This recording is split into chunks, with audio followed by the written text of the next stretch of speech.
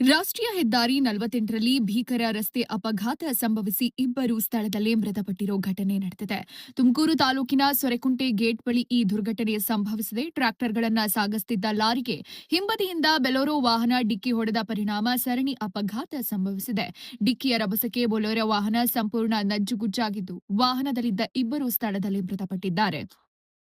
ಮೃತರನ್ನ ಷಣ್ಮುಗ ಅಂತ ಗುರುತಿಸಲಾಗಿದ್ದು, ಮತ್ತೋರ್ವ ಮೃತ ವ್ಯಕ್ತಿಯ ಗುರುತು ಇನ್ನೂ ಪತ್ತೆಯಾಗಿಲ್ಲ. ಬೆಂಗಳೂರಿಂದ ತುಮಕೂರು ಮಾರ್ಗವಾಗಿ ಚಿತ್ರದುರ್ಗಕ್ಕೆ ತೆರಳುತ್ತಾ ಇದ್ದ ವೇಳೆ ಈ ಅಪಘಾತ ಸಂಭವಿಸಿದೆ.